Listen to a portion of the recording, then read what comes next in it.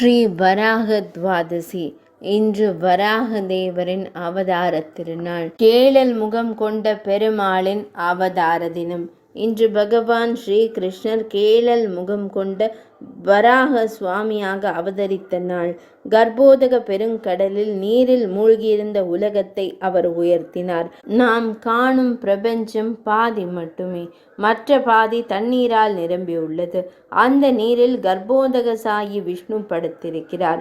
எனவே ஒரு அசுரன் ஹிரண்யாக்ஷன் இந்த பூமிக்குரிய கிரகத்தை அந்த நீருக்குள் தள்ளினான்.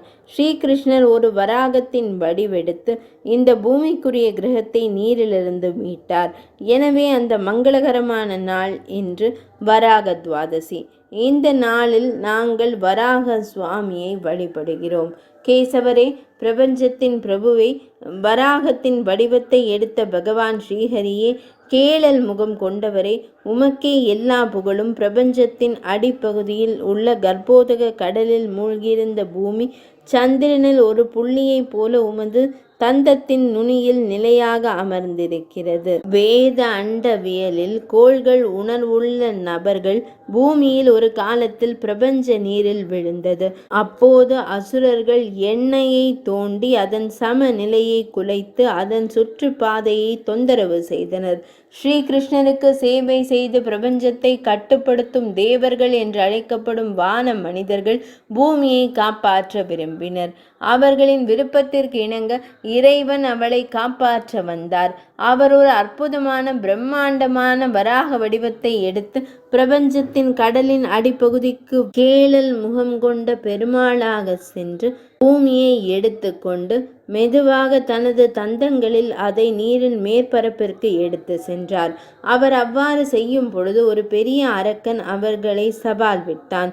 பின்னர் பகவான் வராகமூர்த்தி பயமுறுத்தும் பூமியை தண்ணீரில் கவனமாக நிறுத்தி மிதக்கும் திறனை அவளுக்கு கொடுத்தார். பெருங்கடலுக்குள் இறைவனுக்கும் அசுரனுக்கும் இடையே ஒரு சண்டை நடந்தது.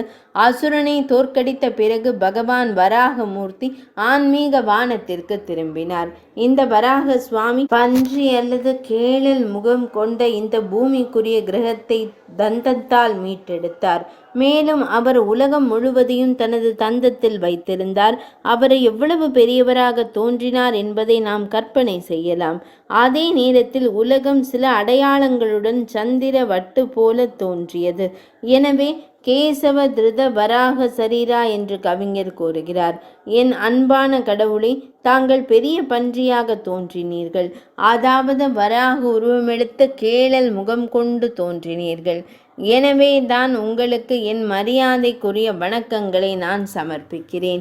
பகவான் வராக தேவர் நம்மை ஆசீர்வதித்து பாதுகாத்து நம் அனைவரையும் உயர்த்துவாராக. நாம் அனைவரும் வராக தேவரிடம் பிரார்த்தனை செய்ய வேண்டும். வராக துவாதசி வரலாறான வராகமூர்த்தி அவதார தினத்தின் வரலாறு இனிதே நிறைவடைந்தது.